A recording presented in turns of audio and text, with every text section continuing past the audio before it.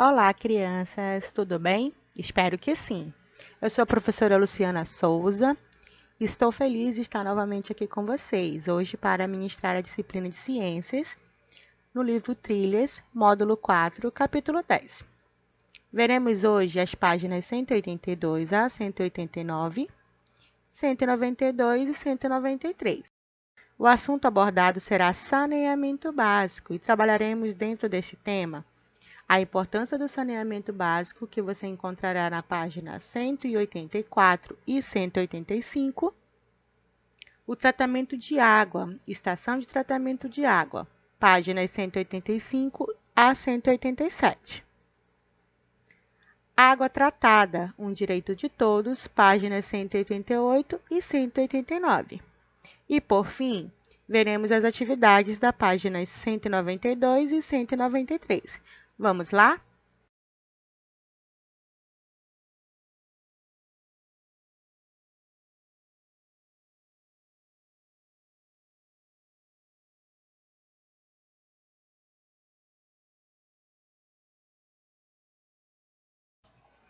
Na página 182, iniciamos o nosso assunto. Capítulo 10, saneamento básico.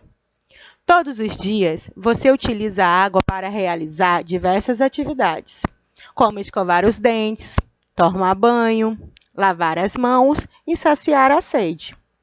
E para onde será que vai toda essa água que utilizamos nessas e em outras atividades?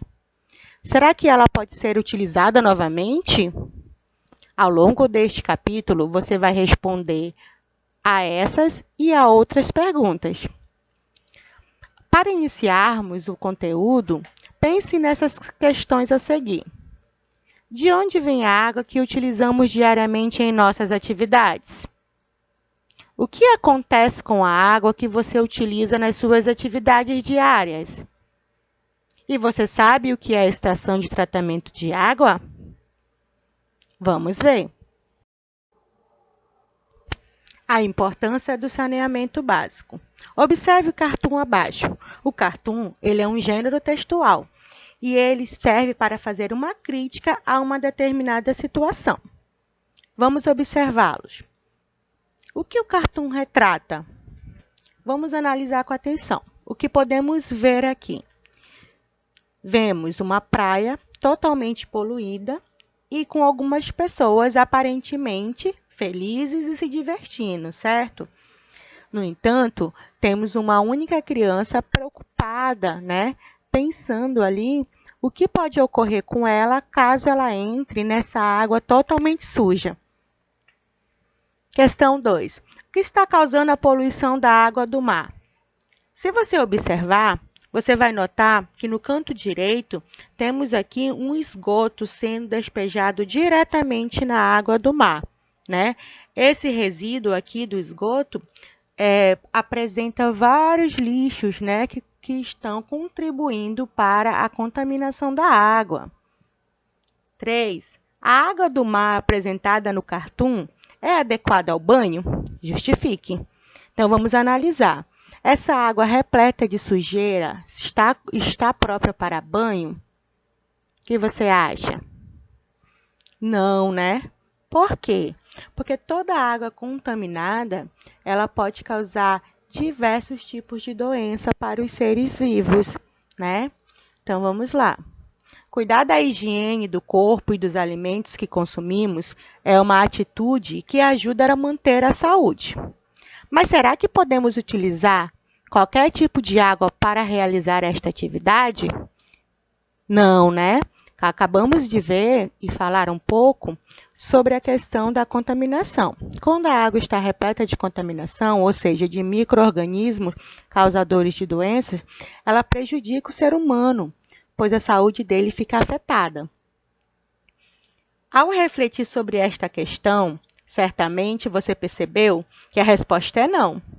Para cuidar da higiene do corpo e dos alimentos, precisamos ter acesso à água potável, Água potável significa água própria para consumo. Vamos ver a classificação dela. A água potável apresenta características adequadas ao consumo humano, ou seja, é a água que podemos ingerir e que não causa prejuízo para a nossa saúde, né? Mas essa água, ela vem diretamente dos rios, será para nossas casas? Não, né? Essa água, quando vem do rio, ela precisa de um tratamento para que ela esteja apta para ser consumida em nossas residências. Vamos ver um pouquinho mais à frente. Para que essa água se torne potável, é necessário que ela passe por um tratamento. Esse tratamento, a distribuição da água tratada para a população, a coleta e o tratamento do esgoto e a coleta de resíduos fazem parte de um conjunto de medidas chamado saneamento básico. Entre outros objetivos, o saneamento básico busca prevenir doenças e melhorar a qualidade de vida das pessoas. Então, vamos focar aqui. O que é exatamente o saneamento básico? Ele é um conjunto de medidas com o intuito de prevenir doenças e melhorar a qualidade de vida da população. Ou seja, podemos citar aqui dentro do saneamento básico o tratamento da água, a distribuição da água tratada, né? A coleta e o tratamento do esgoto, entre várias outras, ok? Então, mas, como eu comentei com vocês, a água ela não vai diretamente dos rios para a nossa residência, ela passa por esse tratamento, né? Então, vamos conhecer a seguir como é que essa água é tratada, ok? Vamos lá. Tratamento de água. A água que utilizamos no cotidiano geralmente vem de rios ou de reservas de água subterrânea, ou seja, estão nos lençóis freáticos abaixo da terra. Essa água pode conter agentes causadores de doenças e materiais que prejudicam nossa saúde. Por isso, antes de ser utilizada pelo ser humano, a água deve passar por um tratamento, o qual é realizado nas estações de tratamento de água. Ou seja, essa água ela vai ser retirada do rio e vai para um outro local, onde passará por vários processos até que esteja limpa e esteja adequada para o consumo, ok? Na página anterior, nós vimos a imagem de uma estação de tratamento vista do alto, né? Já nesta página 186, podemos observar um esquema bem resumido das etapas, né, que acontecem dentro da estação de tratamento da água para tornar essa água potável, né? Então, qual é o objetivo aqui dentro desta estação de tratamento? É tornar a água livre de contaminantes, né? Ela vai passar por um tratamento específico até ela se tornar potável e própria para o consumo, certo? Então, vamos aqui ler um pouquinho cada uma das etapas desse tratamento. Que tal conhecer uma ETA, que é Estação de Tratamento de Água? Veja abaixo um esquema simplificado das etapas de tratamento da água que ocorrem em uma ETA. Vamos lá. Primeiro passo é a captação. A água é captada dos rios e encaminhada à ETA. Ou seja, existe aqui todo um mecanismo que retira a água dos rios, né? E encaminha para a estação de tratamento, certo? Etapa 2. Temos aqui a adição de produtos químicos, onde a água é armazenada em um tanque, onde são adicionados produtos químicos, como o cloro, o cal e o sulfato de alumínio. Esses produtos eliminam diversos agentes causadores de doenças, né? E preparam a água para a próxima etapa. Vimos aqui que é adicionado cal, cloro e sulfato de alumínio. Mas para que será que esses agentes são colocados dentro da água? O cal ele vai equilibrar o pH da água, porque a água vem muito ácida, né? Então, eles precisam estabilizar esse pH para que ela seja própria, tá? O cloro, ele vai eliminar os micro-organismos. Quais são esses micro-organismos? Já conhecemos eles, né? Vimos em outra aula sobre micro-organismos. São principalmente as bactérias e os protozoários, ou seja, todas as bactérias e protozoários que estiverem ali presentes naquela água elas vão ser eliminadas pelo uso do cloro, certo?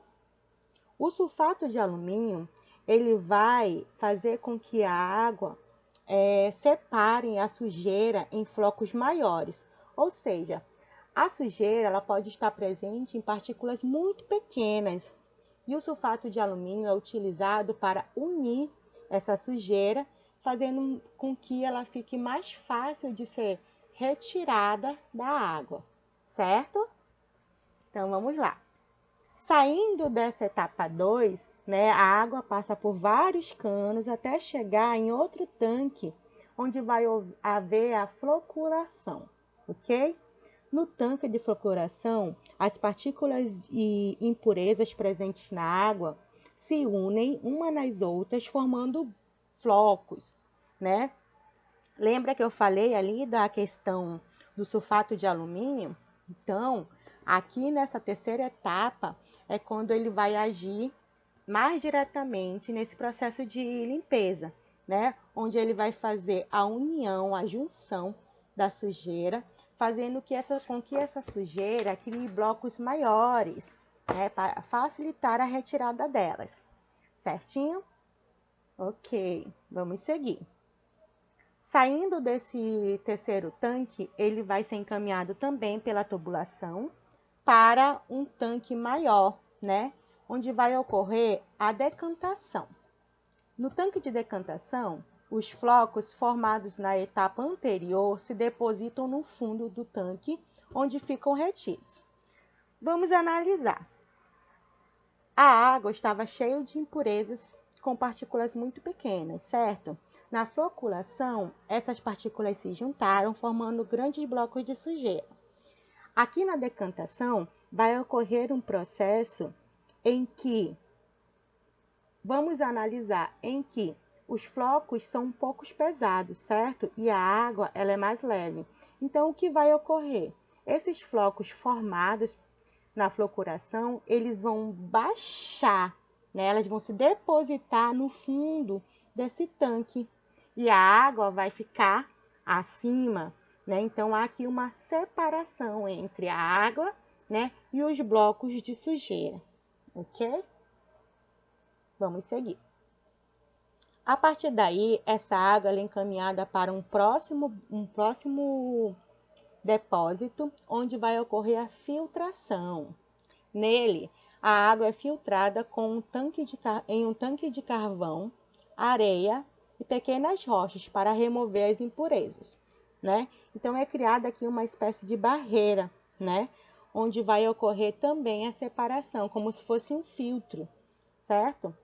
Por quê? Porque criada uma camada grossa de rochas, né? Quando a água passar por elas, a sujeira ficará, né? Não deixando a sujeira se unir novamente à água, certo? Filtrando aqui. É como se fosse um filtro de água comum que nós temos na nossa casa, né? Quando nós filtramos a água passa limpa e ficam os resíduos, né, de sujeira em cima, certo? Vamos para a etapa 6, que é desinfecção e fluoretação. A água aqui vai receber novamente cloro, que elimina agentes causadores de doenças, e também o flúor, que ajuda a prevenir a cárie dentária. Então, aqui ela vai receber uma maior quantidade de cloro, né, para que elimine o resto de micro-organismo que tenha conseguido sobreviver até ali, certo? Vimos que lá na segunda etapa já ocorreu, né, a utilização do cloro, mas ele é utilizado novamente para caso, né, de ter passado algum micro-organismo, certo? E, finalmente, nós temos a etapa 7, que é o reservatório. A partir de todas as etapas que a água passou, ela já estará ali limpa e própria para o consumo, certo? A partir disso, ela vai ser armazenada em um reservatório. A água aqui já está adequada para o consumo humano, é armazenada em reservatórios até ser distribuída para a população.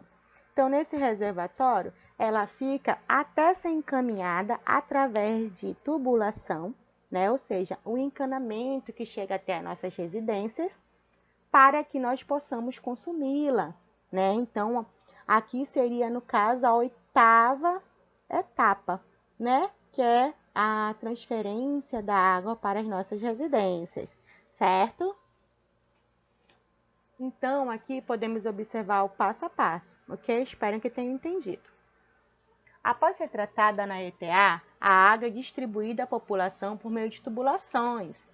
Nas residências, a água pode ser armazenada em grandes recipientes chamados caixa d'água.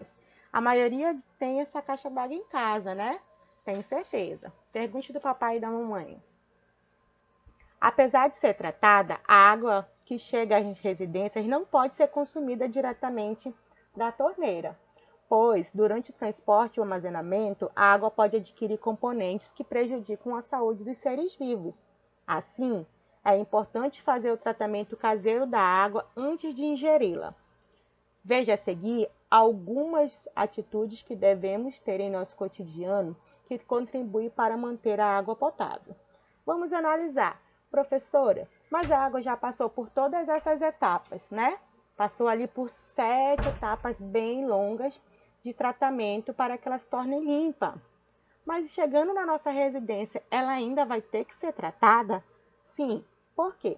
Essas tubulações, elas com o tempo, elas vão ficando muito sujas, certo? Então, a água ela vai passar por esse encanamento e nesse processo ela pode sim voltar a adquirir alguns micro-organismos.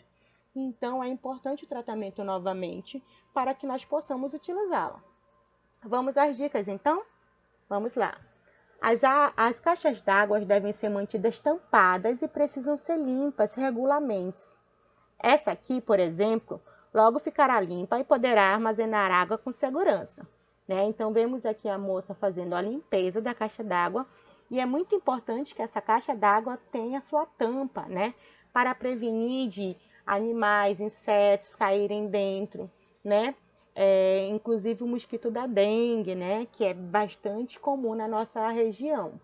Então, aqui são alguns cuidados que devemos ter. Limpar bem e tampar a caixa d'água sempre, ok? Aqui em casa, só bebemos água após o tratamento caseiro.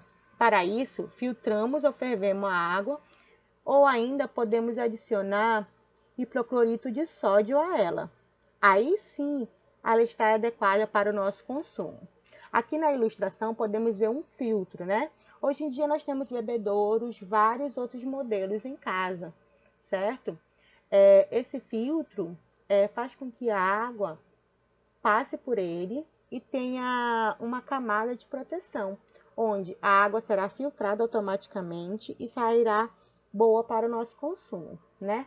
Outra opção para quem não tem os filtros é sempre ferver a água em altas temperaturas, pois os micro-organismos não sobrevivem a ela, ok?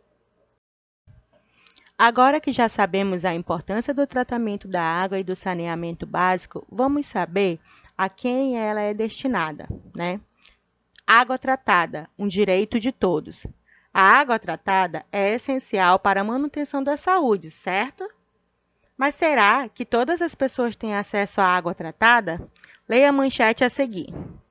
População de Ananindeua vive sem saneamento básico e segurança. Apenas 26,89% da população do município recebe água tratada em casa.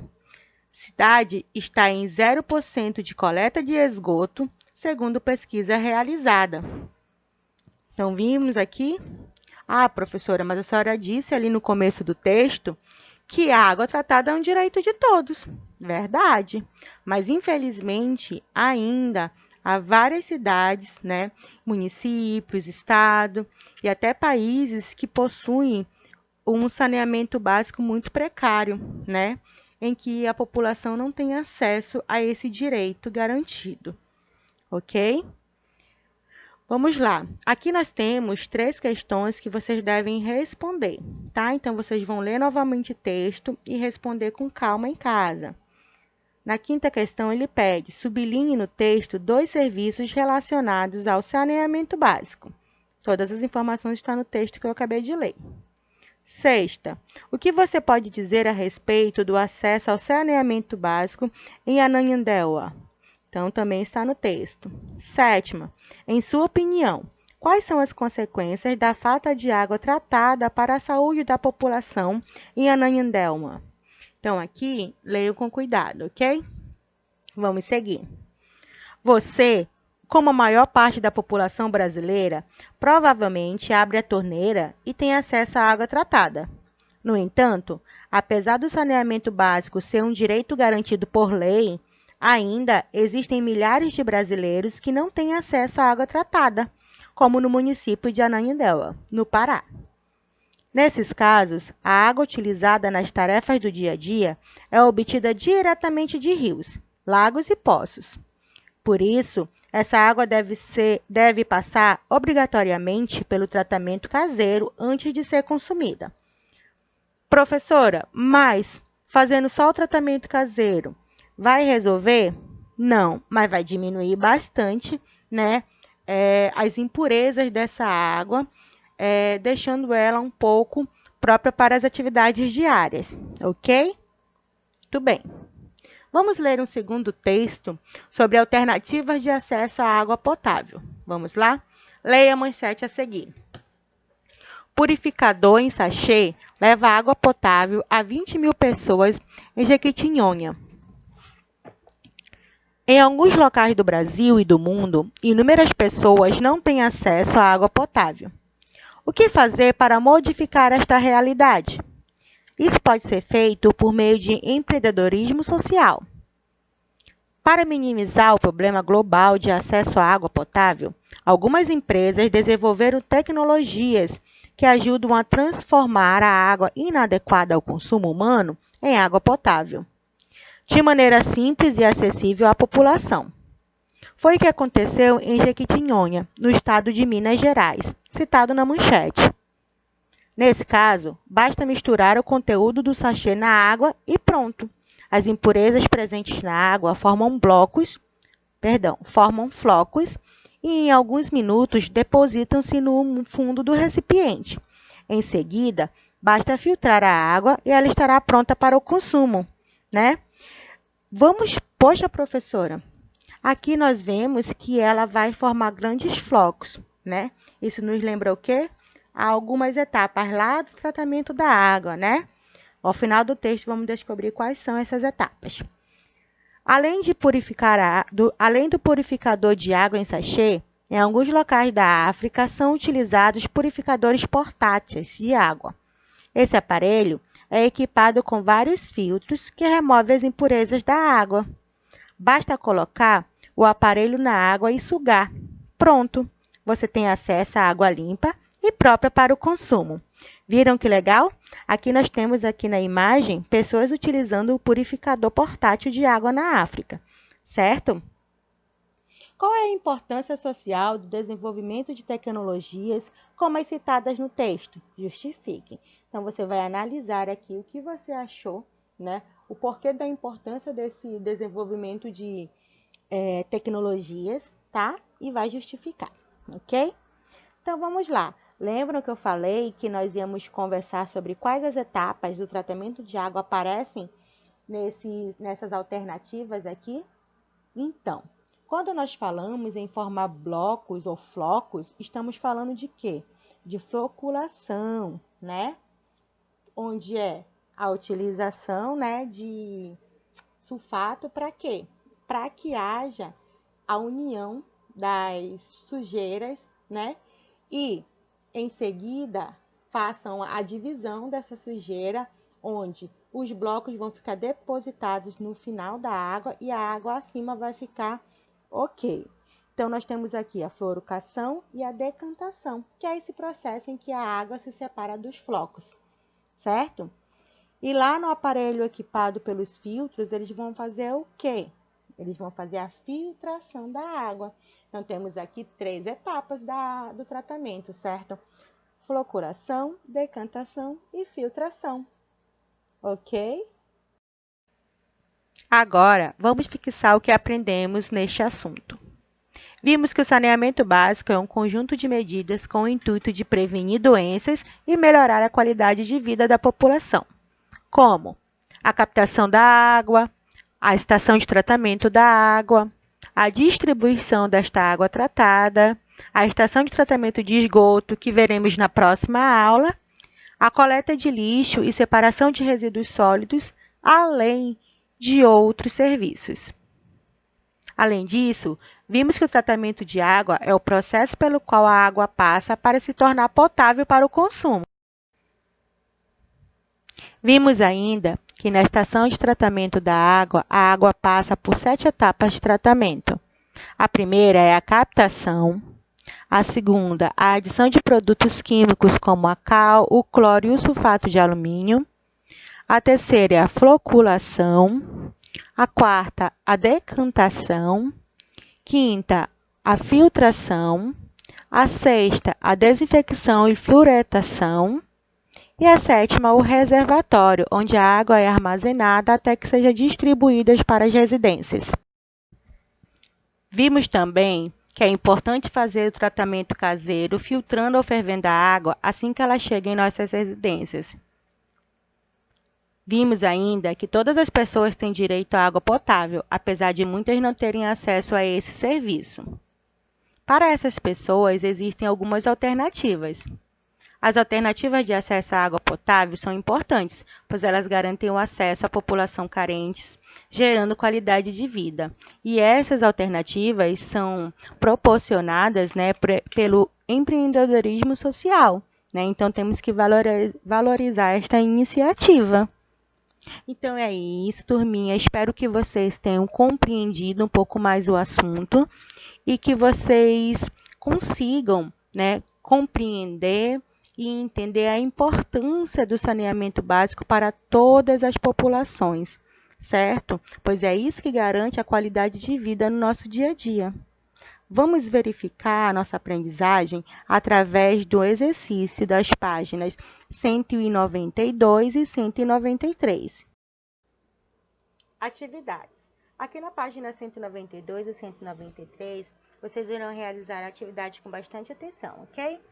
A primeira questão, ele pede para você observar as amostras de águas ao lado. Então, temos aqui duas imagens, A imagem A e a imagem B.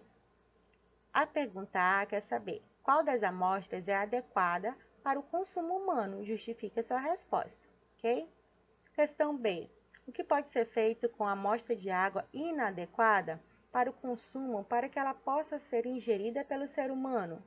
Converse com os colegas sobre este assunto. Nesse caso, você vai conversar com alguém da sua família, certo? Vamos para a questão 2.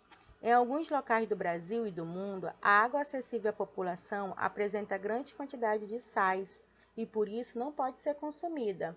Desembaralhe as letras seguindo as setas e descubra a palavra secreta, ok? Então, aqui nesses espaços, você vai organizando as letras até formar a palavra secreta, certo? Então, vamos para B. Utilize a palavra secreta para completar corretamente o texto abaixo. Então, vamos lá. A é o processo que remove o excesso de sal da água, tornando-a adequada ao consumo humano. Então, quando você descobrir a palavra lá da A, você coloca ela aqui no espaço da B. Questão 3. Todos os meses, Ana recebe a fatura de água. Veja abaixo a fatura que ela recebeu no início do mês de julho, referente ao consumo de água no mês de junho de 2020. Então, temos aqui as informações, da fatura de água da Ana. Então, você vai ler com atenção e responder as questões abaixo. A. Quantos litros de água foram consumidos no mês de junho? B. O mês de junho tem 30 dias. Com base nessa informação, quantos litros de água foram consumidos aproximadamente por dia nesse mês? E última questão, observe o histórico de consumo de água na fatura que Ana recebeu. Houve economia de água em relação ao mês anterior? Você vai observar aqui que todas as informações estão na fatura, ok? Então, façam com atenção, qualquer dúvida procurem os professores de vocês pelo aplicativo Humano ou via grupos de WhatsApp, ok? Isso, turminha. Tchauzinho. Obrigada pela atenção de todos e até a próxima. Tchau!